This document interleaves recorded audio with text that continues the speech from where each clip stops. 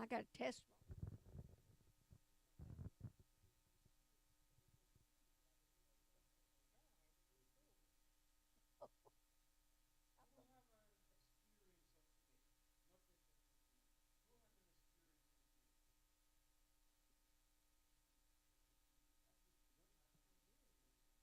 Hello. Welcome, welcome. So glad to be back. I'm so glad to be here with my brothers and sisters and nieces and nephews and grandkids. If you're under 18, you're part of my family. I I'm sure you guys have probably heard some of the Gillette stuff, but God provided enough for Kit and I when we got out there. I got a different scooter to go out with the van with the Kia, and I first couple of days of using it, I said, "What have I done? This thing is so hard to get on and off, and so on and so forth." But the Lord provided the Kia. He provided the Kia first off. Secondly, we got out there, smooth sailing, and we set up a whole lot of prayers because there was a whole bunch of accidents that, by God's grace, we were missing. I mean, a semi was turned over on the mountain. I mean, the whole cinder block stuff that he was there was, I mean, we missed it by seconds. God has provided. And so we were blessed. And we got there. We went through out. I'm skipping the whole thing. Well, we left. Got up to it was in uh, Missouri and Counselor's Bluff, Missouri. Council Bluff, Missouri. I uh, Iowa. Iowa. I've been through so many states I can't keep track. Well, anyway, we got to leave, and there's this little sensor that came on that said your tire pressure is low, and I thought I better have that checked. Turns out that where we were camped in the horse section. I'll be nice, won't even talk about the road apples, but there the barbed wire was up underneath my tire and got into the front tire, and we got into Council Bluffs. The guy changed the tire for us for $40. No other issue, all the way home. But I want to make you guys laugh because apparently, while out in Wyoming, Miss Kathy joined a group she didn't even know she was in. I was on my travel scoot, which is a three-wheeled scooter, and with a travel scoot, you have to keep your brakes on, especially going downhill. And where we were going, and on the right, you have to visualize a whole troop of pathfinders in dress uniform marching and practicing. And the drill, they had the guy was blowing his whistle, and I stopped, and a pickup truck was trying to come in, and I'm sitting there, and I couldn't. I'm trying to back up, and the guys, this whole group, they're all these kids are blowing their whistles and getting this guy to stop, and he's still coming, and I'm like, I knew I couldn't take my break for him to, and I'm like, how can he not see me? I'm a big girl. And all of a sudden, to my left, another Pathfinder came, and he stops and he puts his hands out and he goes, "Stop!" And I'm like, "Thank you." And he's escorting me across the road and into the next building. And I said, "Young man, thank you so much for helping me." And he said, "It's my pleasure to help the elderly." I had to suck it up and went, "What? Wait, wait, wait, wait, wait, wait." I caught myself for a 30 seconds going, "I'm only 56. I'm not elderly." But yeah, well, apparently when you're 16, anybody over 30 is elderly. But I joined you all in the elderly session. Now I have to embrace it. It was the high, my son says that was the highlight of my week, but it wasn't. I had a wonderful spiritual time that I'll have to share some other day. But we made it back from Gillette, Wyoming safely and had a glorious time. And just one more little humorous thing, if I could add it. While we were on the way back, at some point we were trying to just avoid the toll roads, and somehow we accidentally not only avoided toll roads, we put in to avoid expressways. So when we were coming in from Missouri down into Mississippi, We just like literally crossed the state line, and the next thing you know, we're on these little 2 lane, roads, half of which were under construction, and we were just kind of going out in the middle of nowhere. And it was that way from the time we crossed into northern Mississippi, and it till it led us down to Vicksburg. And by the time we got to Vicksburg, we kind of figured out what happened and got back on an expressway.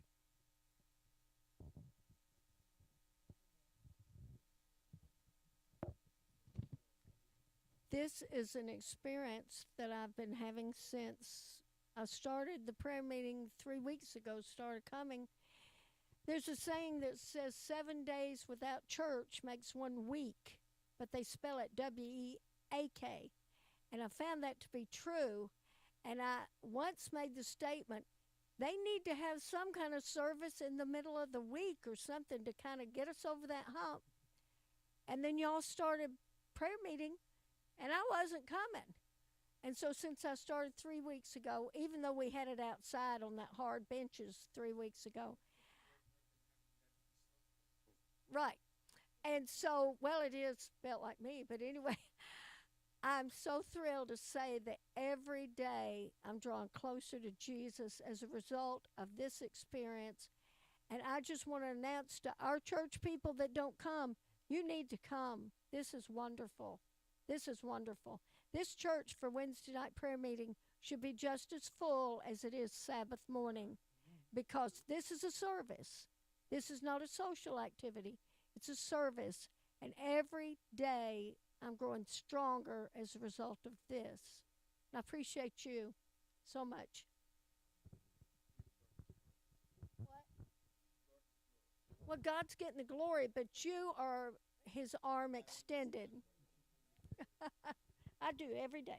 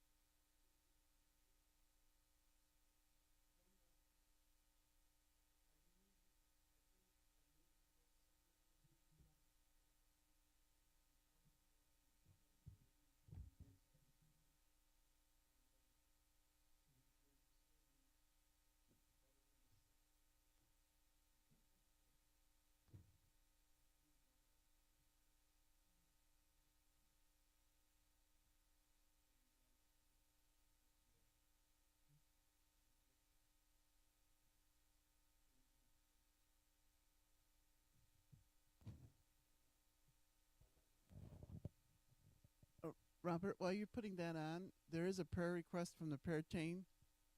Dennis Kopp's new grandbaby was born at 22 weeks, and she's having some difficulty. The the baby's name is Ruby. So while we are on, and I believe we got to welcome our online guest, we want to thank everyone for coming out tonight as we continue to worship the Lord. Let us claim the promise. Let us claim the promise that two or three are gathered in my name, there I am in the midst of us. I believe that from it, because when Adam and Eve sinned, they was in distress. And the reason I know that they was in distress, they found themselves uncomfortable because they were naked and they were hiding away from the Lord. And the Lord showed up on them. If He showed up on them in the middle of their transgression or in the middle of their disobedience, why we should not leave that into the promise to our rescue, even sometimes in our disobedience. Because sometimes we disobey the Lord and not even aware of it. We are not even aware of it. But the Lord still comes to us.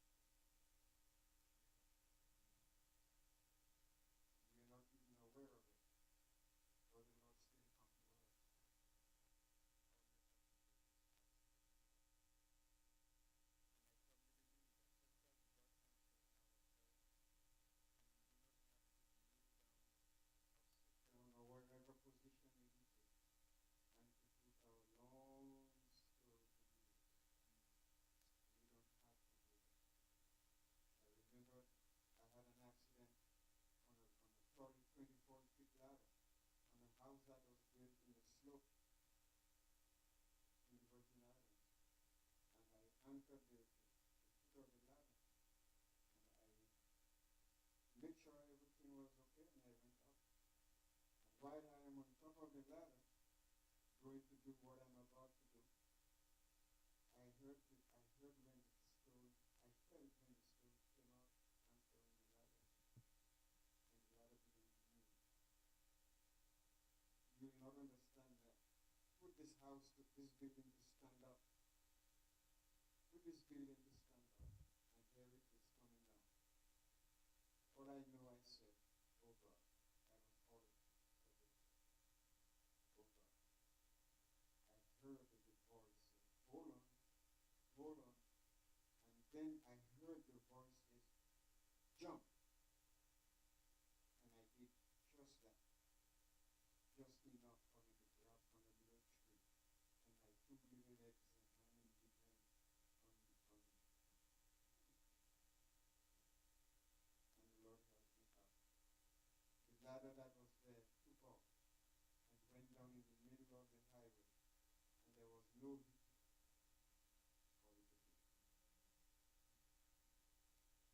So God answers our prayer and He is there with us.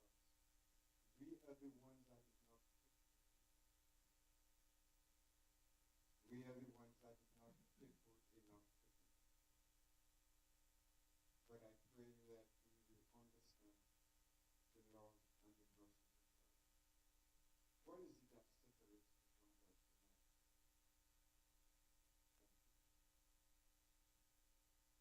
Thank you. Just see.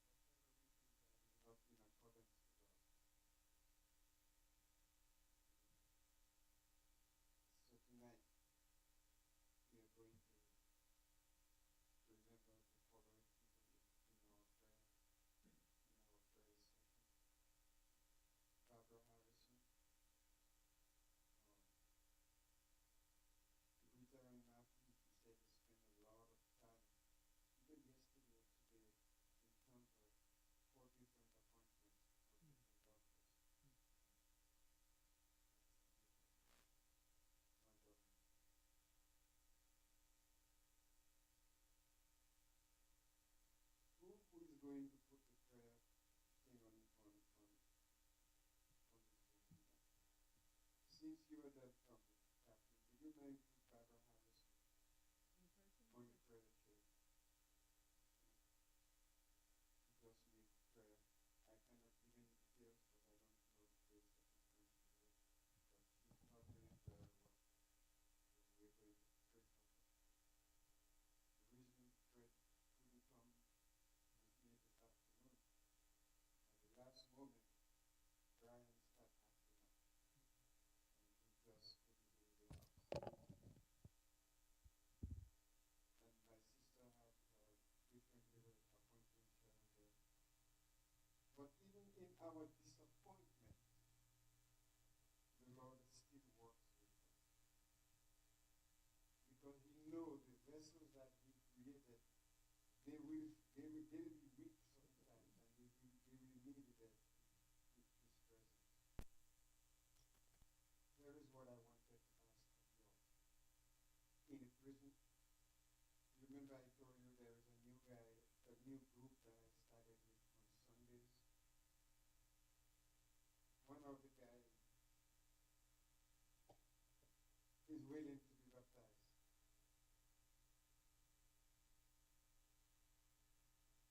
And in the prison, I always preach a sermon 2 times.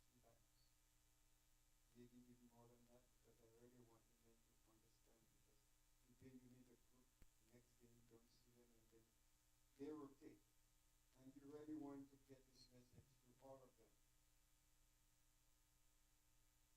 This young man decided that he's going to be he wants to be baptized.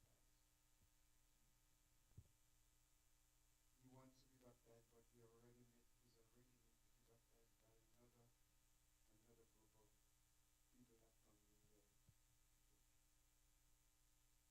And he invited me to his baptism. What do you do in that situation?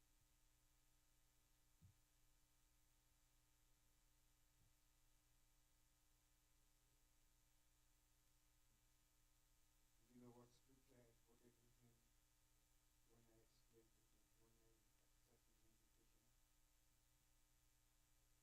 Matthew chapter 28, 19 and 20. Go into all the world and preach the gospel to everything. He that believeth in the flesh shall be saved, he that believeth shall be condemned. Teaching them. The Lord asked us to baptize them and teach them.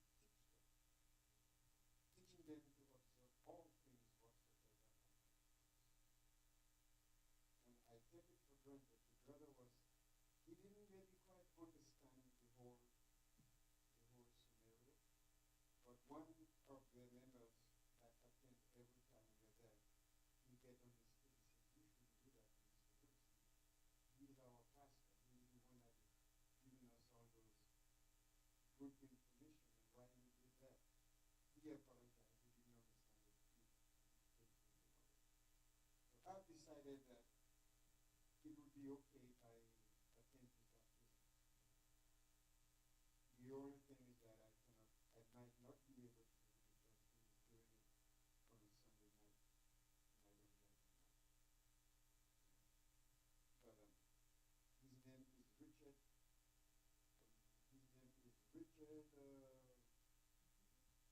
Goodrich. Richard Goodrich. Very determined and safe and sound young man.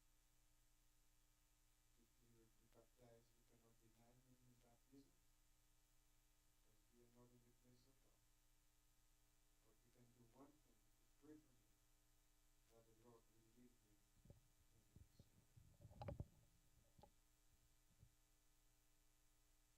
Today, when I get there in the morning, there is another one that I missed for a couple of Sundays, and when I inquire about him, he was moved to the workroom. So the chaplain told me he's going to work it out, and he will bring him back there, so I will go to the workroom and visit him. Upon my entrance, going down to the chapel, there was 4 other guys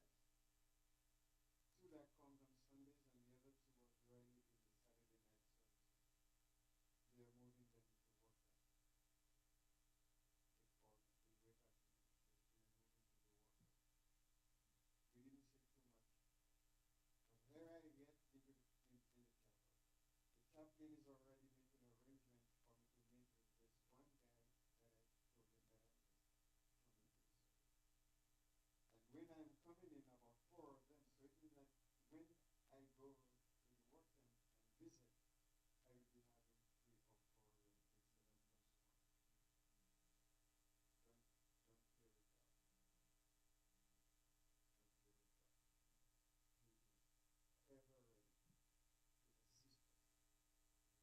Don't play with God. Don't play with God. He is ever ready to assist us, whatever circumstances, whatever it may be. So as I continue to call the neighbor and people that we are going to be praying for, Matthew, with their son, Dennis Cox, great granddaughter, for those that don't know me, Helen Jensen,